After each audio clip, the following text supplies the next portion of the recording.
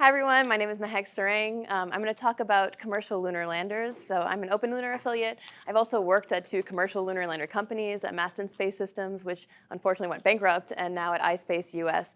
And we're on a better financial path than, than the former. So, a very remarkable thing happened earlier this year. On February 22nd, 2024, the first commercial lunar lander built by Intuitive Machines softly landed, albeit in a non-ideal position on the lunar surface for the first time.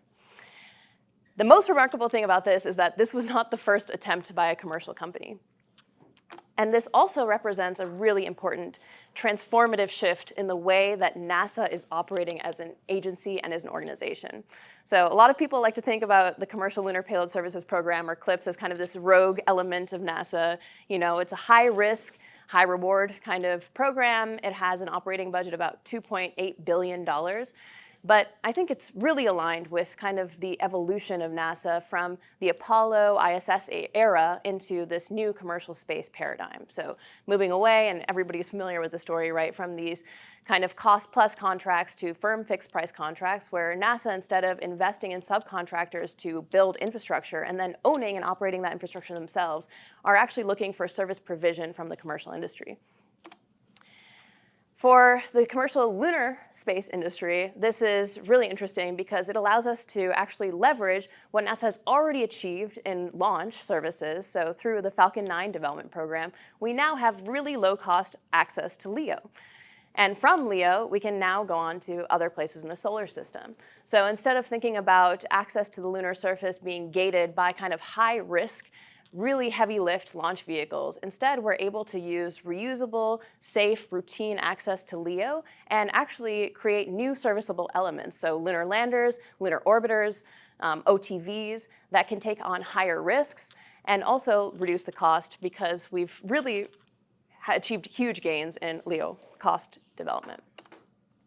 So NASA is now kind of reliant on CLPS in a sense. So you can see in their Moon to Mars manifest, we're looking at design reference missions, which basically consist of Artemis missions, launches every year, but then CLPS missions, which are proliferating throughout in the Science Mission Directorate. So that's these smaller mass, on the order of hundreds of kilograms science payloads that are going to unlock really important technology demonstrations, and also kind of all of the things that we've talked about today, right? Thinking about how to do power generation and distribution, doing small scale tech demos that can be higher risk because we're reducing the cost to the lunar surface. Now, the one hang up that we have right now is that the first word in this whole business is commercial, and the commercial market is kind of abysmal. So I've put together 2 charts to kind of show the fundamental issue that we're facing right now. So in blue, you'll see kind of the CLPS payload mass and the CLPS payload revenue. And in gray on the left, you're going to see the capability that's left on a lot of these commercial landers. And on the right, you're going to see in a sliver, the revenue that we're seeing from the commercial market on lunar payloads right now. If you can't see it, it's because it's tiny. It's a fraction of what the CLPS payload task orders consist of. And this is kind of fundamentally opposed to what NASA's theory was in developing this program. They saw this program in a similar way to what they saw with SpaceX. So they saw that, initially we launched COTS. We have maybe 1 to 5 years of NASA being even a significant customer in this market. But eventually, you will see a commercial market emerge, and you'll be able to basically capitalize on that commercial market, right? That subsidizes a lot of the costs that NASA needs, and that's why this whole commercial program makes sense. The interesting thing with SpaceX, and kind of what was just being talked about from James, is that eventually SpaceX also realized that commercial demand was not going to be enough to justify their own economies of scale, and thus had to actually stimulate demand through developing their own service, which is Starlink, which now comprises the majority of their launch. The advantage that SpaceX has that we don't have on the moon is that there are people on Earth. And people on Earth need things like Wi-Fi. So it's a really, really great theory. And again, it makes great sense for economies of scale. So you can see for NASA, which doesn't have as many high mass payload needs, now they're able to take advantage of this lower kilogram launch. So these on the left-hand side, it shows basically the number of SpaceX launches by payload mass. So right, the smaller kilograms, so 500 to 1,000, NASA is the majority of that market.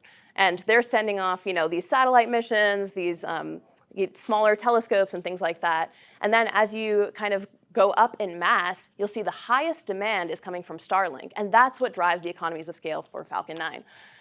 But NASA is really benefiting from, again, reusable, low cost, low risk access to space. So yeah, this is the fundamental issue with the Commercial Lunar Payload Services program right now. It's that we need to bridge that gap so that NASA is able to actually benefit from now the economies of scale that they want to see. Unfortunately, there was an OIG report that came out this year which actually showed that NASA's estimates for kilograms of payload to the lunar surface were supposed to be $1 million per kilogram. Right now, we're hitting closer to $1.2 million per kilogram. Earlier, I showed their really bad estimates about the cost of developing Falcon 9 versus the actual. So they projected on the low end $1.7 billion for Falcon 9 development. And it actually ended up costing SpaceX about $300 million by their own estimates. So obviously, there's a lot that goes into that. So at least NASA has gotten better at cost estimating for the development of these programs, but it is, unfortunate that we aren't able to see the same returns that we saw on low Earth access to the lunar surface. But as we're moving more into, the commercial provision and ownership of these services, I think the central tensions that emerge as we look at NASA relying on these public-private partnerships are kind of threefold. On the left, the first one is, the risk of monopolies. So when you have a really important, when you have capital-intensive activities like launch, like landing on the lunar surface, loss leading is really important, and that kind of naturally leads to emergent monopolies. And so you run into this problem where now NASA is reliant on critical infrastructure provision by commercial companies, and doesn't want to prop up any competitors unnecessarily, right, or unfairly. So in the case of SpaceX and Boeing. And then the two other questions that come out of this, which I think is something I've been talking to a lot of people about already, is when you start giving more capabilities to commercial industry, first of all, it doesn't make sense to make redundant capabilities, right, from the government. So what is the right amount of capability to offload to industry? And then once that happens, what does NASA become and what does it do? Because that is a completely different identity or model for this agency that we've come to know and love. In my opinion, I think there's much more interesting and exciting governance or science missions that, like we've talked about already, that NASA can do after that happens. But yeah, I'm going to stop there. Give some time for questions. Yeah.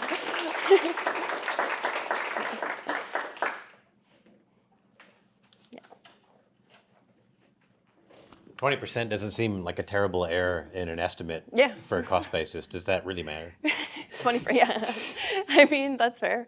I think it doesn't matter in that, but it does show that, NASA's imagination in terms of what is possible is still limited. Yeah. Well, and for decades the curse was $10,000 per kilogram. We'll never get below that. So when you're talking about $1 million per kilogram, that's. The math is its order of magnitude, but the economics are nonlinear. No, it's true. But what we wanted is what NASA had in the error that they had with Falcon 9, right? Is that it shouldn't be $1 million. And the thing that I always bring up is for $1 million per kilogram, that's a really high barrier of entry, right? In terms of the amount of kilograms of mass that you need to do interesting things, infrastructure development, or even tech demos on the lunar surface, you need tens of kilograms. Tens of millions of dollars for anybody to pay just to get the payload mass to the surface. That's not the development cost of the payload.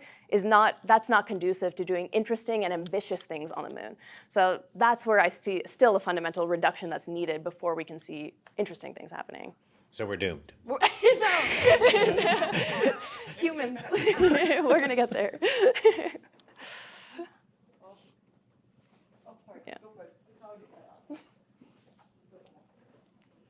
So what's your personal take? Do you think CLIPS companies are also going to need to do the same thing SpaceX did of creating the need for their own product line? Or do you see there's already enough interest in the market for CLIPS services?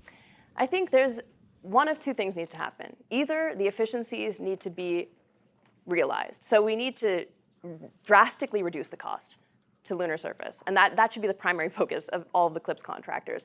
Or the CLIPS contractors, need to develop some capabilities on their landers that are actually demonstrating again, the ambitious projects that could happen and signal to the market a commercial demand cycle. That's the problem, is that like CLIPS landers land, and yeah, that already is hard, obviously. Like those who are working on it know that.